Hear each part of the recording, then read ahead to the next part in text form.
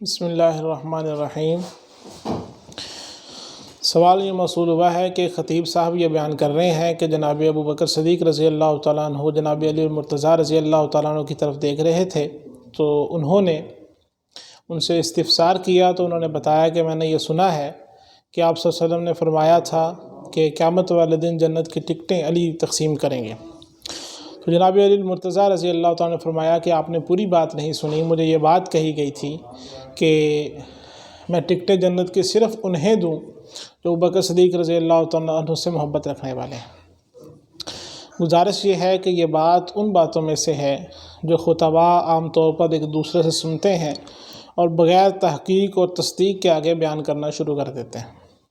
اب جہاں تک بات ہے اہل تشیع کی روایات کا، تو ان کا یہ دعویٰ ہے کہ ہمارے ہاں یہ متعدد اسناد سے بات منقول ہے کہ جناب علی رضی اللہ تعالیٰ عنہ جو ہیں وہ جنت اور جہنم کو تقسیم کرنے والے ہیں،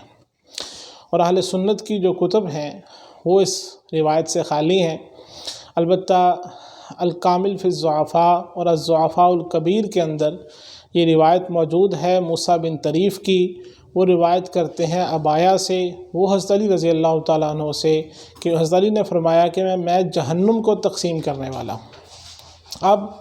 یہاں پر جو راوی ہے موسیٰ بن طریف، اس کے بارے میں الکامل میں یہ بات کہی گئی ہے کہ یہ کجرو راوی ہے، اس کے اندر کجی موجود ہے، ٹیڑھا پن موجود ہے۔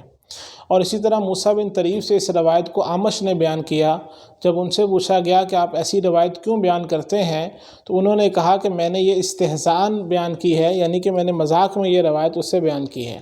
اب یاد رکھیے کہ اس کے اندر جو سارا کا سارا مدار ہے وہ دو راویوں پر ہے، ایک موسیٰ بن طریف پر اور ایک ابایا پر۔ اب یہ جو ابایا ہیں یہ ابایا بن رفاعہ نہیں ہے، وہ ایک ثقہ اور مضبوط راوی ہیں۔ یہ جو ابایا ہیں وہ ابایا بن ربعی کوفی ہیں، جو کہ روایت کرتے ہیں سعید رضی اللہ تعالیٰ عنہ سے، ابو ایوب سے اور ابن عباس رضی اللہ عنہم سے۔